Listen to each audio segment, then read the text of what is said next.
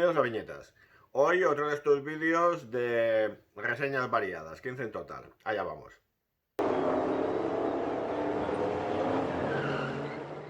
Bueno, primero de todo, feliz año nuevo, feliz 2025, ritmos aparte. Y bueno, como os podéis imaginar, pues no saco el tiempo para hacer vídeos, entonces estoy haciendo lo que puedo. Aparte se me han juntado ahora un par de exposiciones. El mes que viene hay una un poco gansa en Valencia, si no hay novedad. Entonces, bueno, voy un poco así pillado por el tiempo. Bueno, las reseñas, pues hay de todo. Hay cosas muy conocidas, hay cosas que se han reseñado mucho, que se han comentado mucho, y hay cosas que son más raras y que se han comentado menos, pero que yo creo que pueden tener su interés, que al menos sepáis un poco de qué van. Si os parece bien, estupendo, y si no, pues le dais al fast forward y tiramillas, ¿no? El orden de lectura es el que marca el orden de mis comentarios, como ya sabéis los habituales. Lo que pasa es que no necesariamente esto tiene que coincidir con la fecha de publicación, porque a veces hay cosas que se te quedan acumuladas en la pila y luego las lees y cosas de estas, ya sabéis. El primero de todos es este, que seguro que muchos ya tenéis, que es Ava, editado por Astiberri, dibujado por Ana Miralles y con guión de Emilio Ruiz. La trama va de la visita de Ava Gardner a Río de Janeiro para promocionar La Condesa Descalza, ¿no? Y de cómo elementos políticos de Brasil de ese momento, como su relación con Howard Hughes, pues esto afecta su visita y crea conflictos. Yo creo que lo mejor, con diferencia de este álbum, es el trabajo gráfico, ¿no? Sin querer menospreciar el guión, porque se lee muy bien y no tengo ninguna pega con el guión. Pero el trabajo gráfico es apabullante. Es decir, ya no es solo que tengamos a Ana Miralles dibujando a Ava Gardner, que era una mujer espectacularmente guapa, pues sacándole una plasmación en cómic realmente llamativa, ¿no?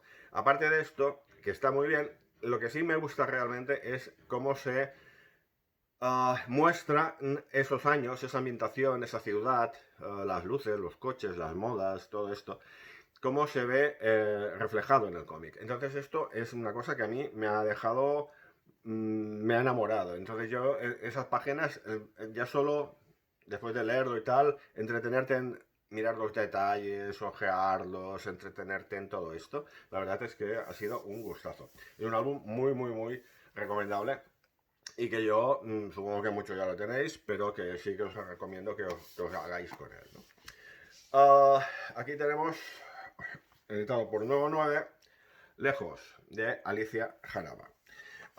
Este álbum viene a ser una versión en cómic como de Dos en la carretera, ¿no? La película de Audrey Hepburn y tal. Esto es una pareja que coge furgoneta, se van de viaje, que quieren hacer submarinismo y tal. Y esto desencadena una crisis de pareja. Y aparte de esto, les van pasando circunstancias variadas, en plan road movie, se les estropea la furgoneta, conocer a un viejo un poco atropellado, y les van pasando historias. Seguramente lo que más me ha gustado de este álbum es las escenas subacuáticas, que tienen un aire muy especial, no sé cómo decirlo, funcionan muy bien. Y lo que también me ha gustado mucho es la humanidad de los personajes que se transmite, ¿no? De los tres personajes principales, pues todos tienen sus más y sus menos, pero la verdad es que es una cosa que también se lee muy, muy bien. Ha sido una sorpresa muy, muy agradable también. Siguiente. Aldara Prado, Nimue, editado por Norma. Aldara Prado, por si no lo sabéis, es la hija de Miguel Ancho Prado. Entonces, es el tema de las sagas, ¿no? Como es los Kubert, como, yo qué sé, los Breccia, como Will y su hijo Eric Maltate, como 40.000 más, ¿no? Hay muchas sagas de padres, hijos, hermanos, Bernet, etcétera, etcétera, que dibujan. Entonces, seguro que más de uno se pondrá a compararla con el padre. Claro, pues no, eso es toda una estupidez porque los estilos son diferentes, no tienen nada que ver. Esto para empezar. Entonces, esto es una obra, mm, una ópera prima, en principio, creo que no había hecho nada más, y es una historia, una versión, una recreación de elementos de los mitos artúricos, concretamente la Dama del Lago, y por ahí aparecen también Morgana y Merlín, que Merlín es bastante más indeseable de lo que suele ser en este tipo de historias, ¿no? Hacer una revisión de los mitos artúricos hecho desde una perspectiva más moderna y más feminista.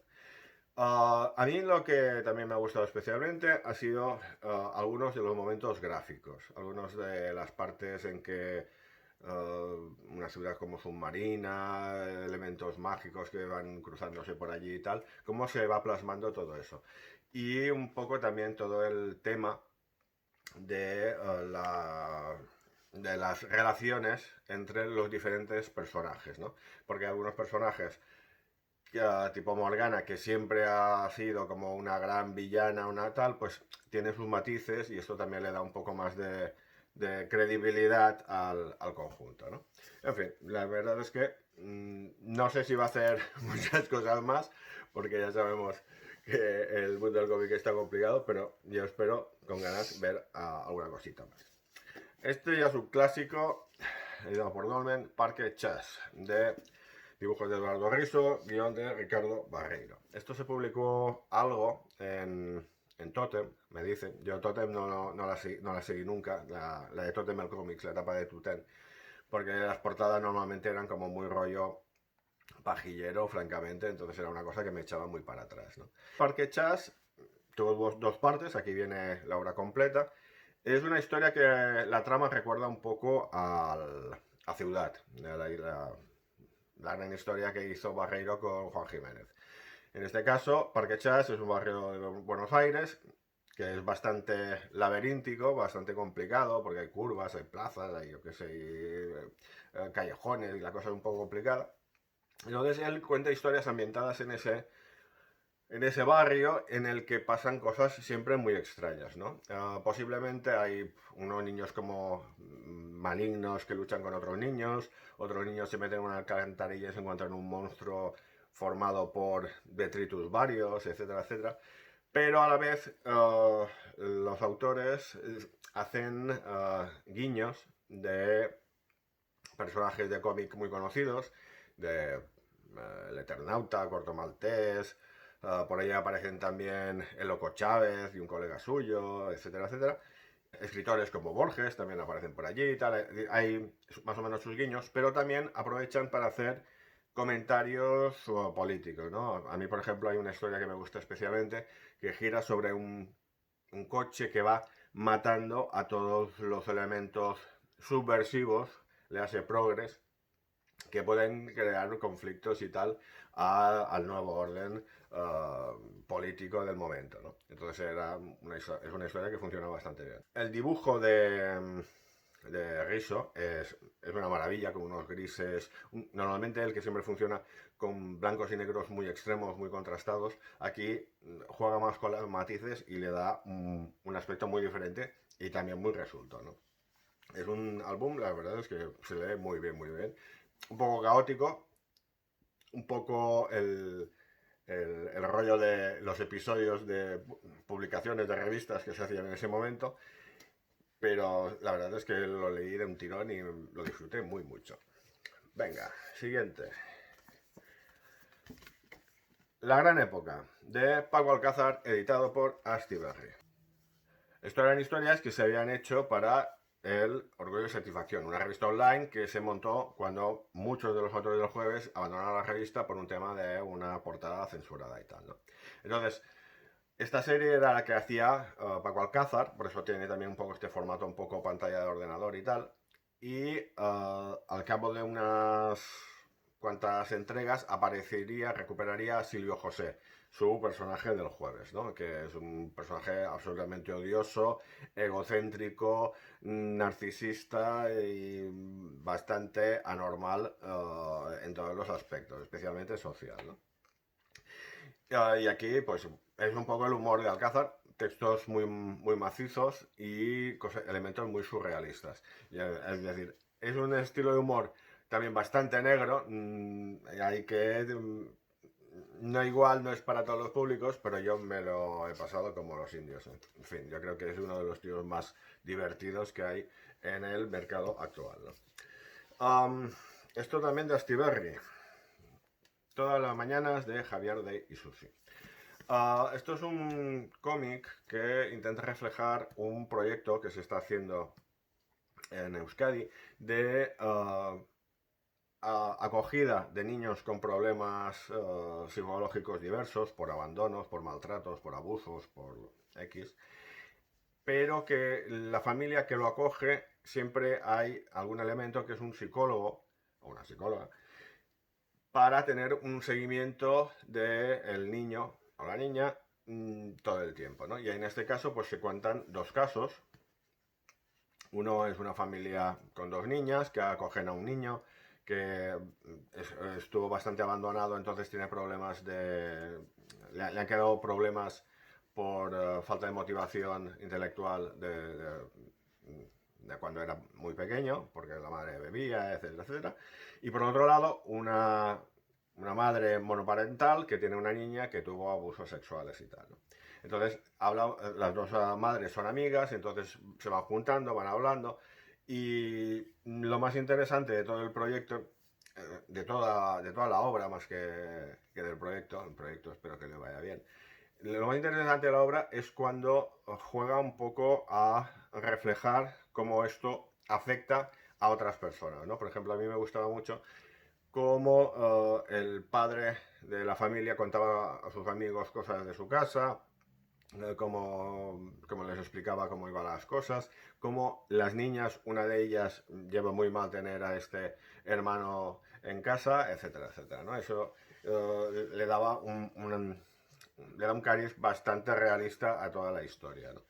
Y, en fin, se lee muy bien, la verdad es que es una historia con sus momentos bastante duros, no es un jiji jaja precisamente, pero sí que te quedas con una idea muy clara de lo que es este proyecto, ¿no? En fin, espero que les vaya bien. Hola, Astiberri, mira. Peter Pan de Kensington, de José Luis Munuera.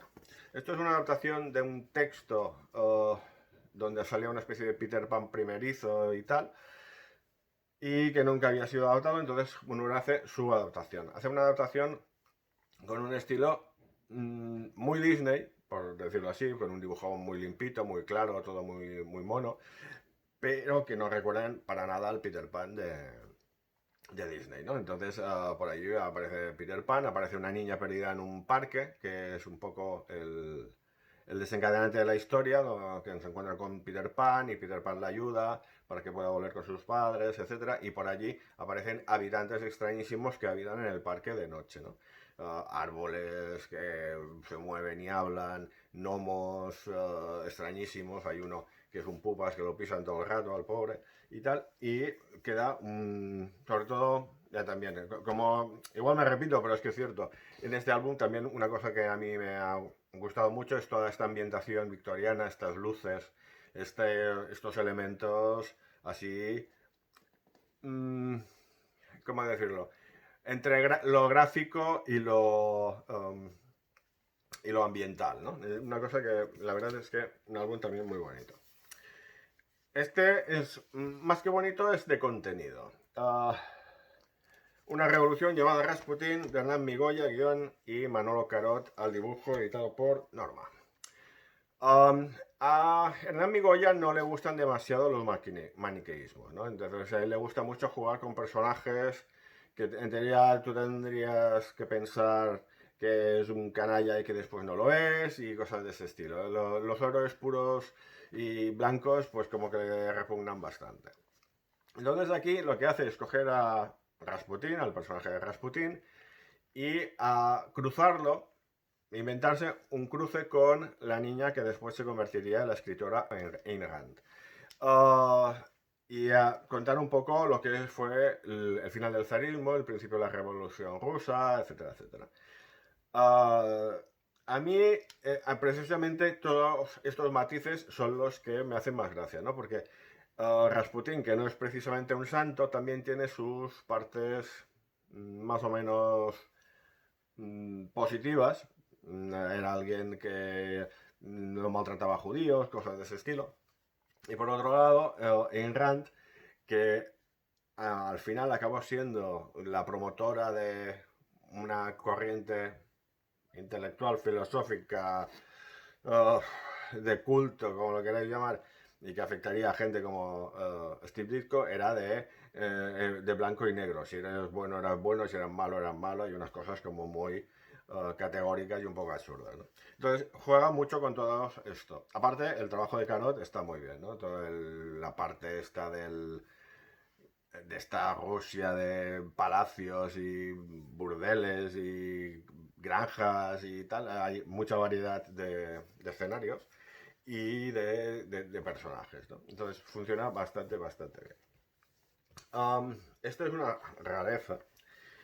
Rocco Vargas, Memorias del futuro que no fue, de Daniel Torres. Esto es como una entrevista que le hace Daniel Torres a Rocco Vargas sobre su vida, y él le va enseñando documentos de cosas que le han pasado en su vida, que ha estado, no sé qué y tal. Y esto no es más que hacer, esto es una excusa para que Torres, el verdadero Torres, se dedique a enseñarnos dibujos, ilustraciones en plan retrofuturista, así cohetes, pero como si fueran de los años 50, como de los años 40, 50 y tal, y coches del futuro, y moda del futuro, y portadas de revistas del futuro, pero que parecen del año de la polka. Entonces, es un poco este juego, es una cuestión puramente gráfica, es decir, la historia es una excusa pura y total, ¿no?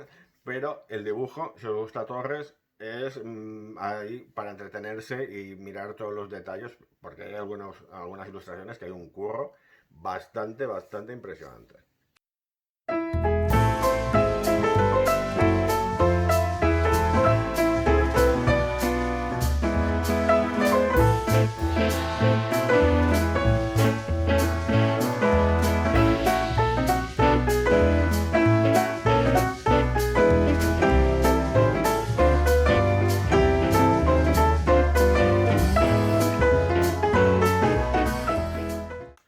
Um, pero ya os digo, si lo que queréis leer es un cómic más tradicional, pues empezad por los 4 primeros álbumes de Rocco Vargas, ¿no? Que es más contundente y hay más sustancia a nivel historia. Y aquí, La línea de la vida, nuevo álbum del corto maltés de Juan Díaz Canales y Rubén Pellejero, editado por Norma. A mí me gustan estos álbumes, me parecen que siguen muy bien el estilo clásico del personaje de Pratt. No veo que Corto haga cosas raras o que con lo que estamos acostumbrados a verlo actuar, ¿no? Cosa que sí que me pasa con el de Vives y tal. Esta es una historia donde mm, Corto, por una serie de circunstancias, acaba en México entre revolucionarios, curas y campesinos, todos ahí peleándose y tal. A mí lo que más me ha divertido es ver a Rasputín de cura, que esto es una cosa que en Rasputín, no el de Migoya, evidentemente, sino el de la serie de Corto Maltés, haciendo de cura, y es un álbum que combina muy bien toda la parte dramática, toda la parte aventurera, con un punto de denuncia de abusos que se cometieron en ese momento, etcétera, ¿no? Se lee muy bien. Yo soy más de las ediciones en blanco y negro, básicamente porque a mí el color de los álbumes de Pratt que les pusieron siempre me pareció un espanto, entonces siempre he intentado seguir leyendo a Corto Maltés en blanco y negro. Aunque reconozco que el color de los últimos álbumes lo he ojeado y hay una diferencia bastante notable, ¿no? Pero bueno, yo soy más del corto blanco y negro. Este no es necesariamente el último, pero sí que es uno de los últimos de Panini del formato barato. Y este es este Tío Gilito y la última aventura, de Francesco Artivani y Alessandro Perina. Esto es una historia donde el tío Gilito acaba siendo atacado por una reunión de todos sus enemigos. Los golfos apandadores, Mágica de Hechizo, Rockerdad, Gilberto Oro y no sé qué. Y está el pobre allí que le roban el dinero, le hunden en la miseria sus empresas y acaba tirado como una sandalia vieja. Y tiene que recurrir a la ayuda de Donald y demás familia para intentar recuperar todo lo que le han quitado.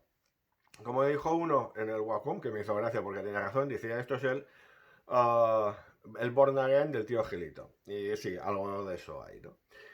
Funciona, ya os digo, es un cómic infantil, es un cómic para toda la familia, muy blanco, pero que es muy dinámico, tiene mucha gracia. Hay muchos guiños a historias clásicas, sobre todo a Karl Barks, sobre todo en la historia en que en la parte en que el tío Gilito y Donald vuelven al centro de la Tierra y se vuelven a encontrar con los Terrys y los Fermis, unos personajes que creó Karl Barks en una historia de las suyas, mítica.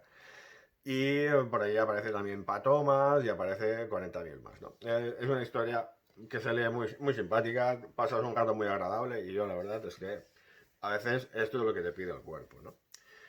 Aquí otro cómic, El Cobra, volumen 1, El Día del Mezcalero, guión de Ray Collins, dibujos de Arturo del Castillo, editado por Laramie. A ver, yo lo que sacaron antes de Arturo del Castillo y Laramie no me lo llegué a comprar porque lo ojeé y vi que el dibujo estaba muy empastado y era un poco doloroso. Dije, no, me voy a poner de mal humor, paso. Este no diré que sea mucho mejor, pero sí que está mejor y entonces está más aceptable. Las historias son sobre un pistolero mercenario y historias que le van pasando. Normalmente son historias cortas, hay alguna que continúa y que dura dos episodios, pero normalmente es que solo dure uno.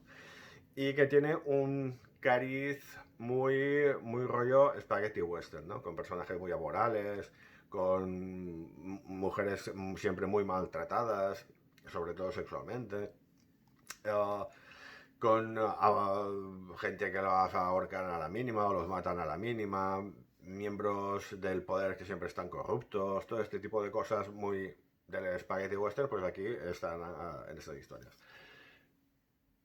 ¿Qué le pasa a este cómic? Que aparte los textos de Ray Collins son a veces intentan ser muy poéticos, pero a veces también son muy farragosos. Entonces, a veces es un poco espeso de leer y a veces no acabas de entender muy bien de qué está hablando relacionado con lo que está pasando, ¿no?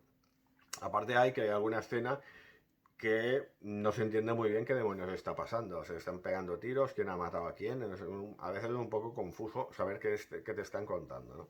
Pero bueno, en general se deja leer y a mí sobre todo la aliciente máximo es el trabajo de Arturo del Castillo, que es un dibujante que a mí siempre me ha parecido muy espectacular, ¿no? Este dibujante también era bastante espectacular. Calonge, Delirio Gráfico, edición limitada, editado por La Cúpula. Esto recoge el material que hizo Calonge antes de morir para La Cúpula, en el Víbora sobre todo, pero alguna cosa también en Europa Viva o no sé qué más. Y que tiene el aliciente de que añade todas las páginas que hizo de una adaptación de un relato de Boris Vian, que iba a ser una adaptación larga, pero que al morir quedó inconcluso, ¿no? Pero aquí aparecen todas las páginas de esta historia, que son bastantes. La historia, como es una adaptación, pues te pueden contar cómo iba a acabar, para que te hagas un poco una idea. Y están muy bien reproducidas en las páginas, por cierto. Tenían que aparecer en grises, pero él utilizaba colores como azules, violetas y tal. Y lo han reproducido en color y la verdad es que queda como muy vistoso, le da un aire muy resultón. Y bueno, Carl G era un dibujante muy de arriesgarse, de deformidades, le gustaba deformar a las personas, a los coches, que le encantaba dibujar coches a este hombre. Pero, y que hizo guiones, pues aquí hay guiones de Rodolfo, de Gallardo, de Mediavilla y guiones suyos. Y él, como guionista, sé. Y de hecho, las historias que él dibuja muchas veces también se acaban yendo a lo mismo. Él era un dibujante de ambientes, era un dibujante más costumbrista, más que de trama. A él le gustaba enseñar plazas y la gente que pasaba en las plazas, o la gente que espera que se ponga el semáforo en verde en un paso de peatones, o dentro del coche, o cosas de este estilo, ¿no? Entonces era un dibujante que yo creo que era más casi un ilustrador que un dibujante de cómic al uso. Pero bueno, y sí que hay una cosa que pone aquí Tony Giral en la introducción, y que estoy bastante de acuerdo, y que, si me permitís, os voy a leer. Uh, Antoni Calonge es uno de nuestros mejores y más originales historietistas. Un clásico contemporáneo, podríamos añadir, pero de eso de poco nos sirve si libros como este. Me refiero a que el patrimonio de nuestro cómic no puede dejarse en las revistas impresas que pululan por el mercado de segunda mano. Ha de centrarse en la edición o reedición regular de nuestros clásicos, modernos o antiguos, en libros catalogados que estén al alcance de lectores y lectoras. Delirio gráfico, el libro de Calonge, es un buen ejemplo de ello. Si un autor o autora no es reeditado, no existe. No podemos permitir que las nuevas generaciones y las viejas desconozcan o olviden obras como las de Antoni Calonge. Sus historietas son un lujo que van más allá del papel impreso. Son parte de nuestro patrimonio y de nuestra sociedad, un reflejo de lo que somos. Y estoy totalmente de acuerdo. Es importante mantener todo este patrimonio, y estaría bien que a veces en ayuda, que haya, como en este caso, ayudas del ministerio, aquí hay el sello de la ayuda, para recuperar este tipo de autores que igual comercialmente pues son un poco más complicados, ¿no? Y que la gente no lo ve tan claro. Este sí que lo he disfrutado un montón. Franco. Adaptación del libro de Paul Preston por José Pablo García. A mí José Pablo García me gusta muchísimo. Me gusta muchísimo. Tiene una facilidad para que la cosa más densa se lea bien, que a mí me parece que no es de este mundo. Y esto es un poco lo que pasa en este cómic. Esto es una biografía de Franco, desde antes de nacer, contando que su padre era un vividor que había dejado embarazada a una niña de 14 años y luego se había desentendido y bla, hasta que se muere. Entonces, toda la vida de Franco, todo muy detallado, con muchos textos, contando todos los detalles más turbios y menos turbios de su vida.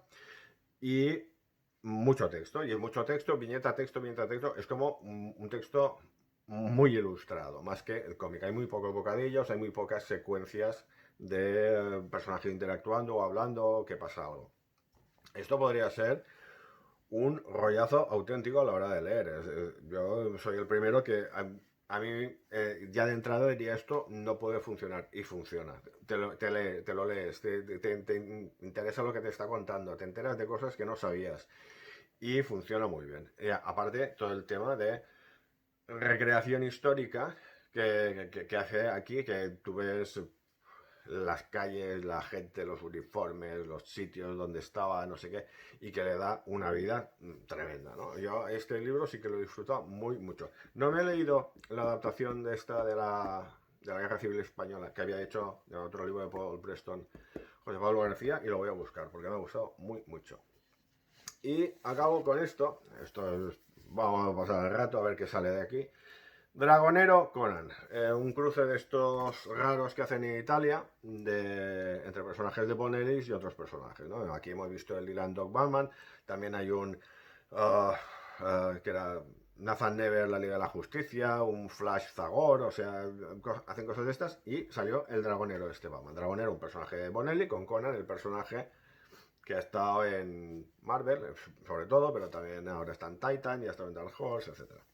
Y esto es una historia donde Conan viaja al mundo del dragonero para luchar con dragones. Después Dragonero y Conan van al mundo de Conan para intentar llevar una joya a un sitio. En fin, aventurillas sin demasiado... Sin mucho más allá. Mucha lucha, mucho tal. Podemos verle el culo a Conan en una viñeta. Y podemos ver que entre el culo de Conan y el de Yoko Ono no hay mucha diferencia, ya sabéis. Y quizás lo que menos me ha gustado es el prólogo, que el prólogo es un sinsentido. Yo os aconsejo que os acerquéis a la librería y os lo leáis, porque a mí me parece una cosa que no tiene mucho aquel. Es un relleno espacio de lo más tonto. Y el dibujo Es bastante espectacular, un poco confuso a veces. El color a veces ayuda, a veces no. Pero bueno, no deja de ser una curiosidad, ¿no? Y bueno, y nada más. Ya he comentado 15 así. Nos vemos en el próximo vídeo, que no sé cuándo será. Venga, salud, nos vemos.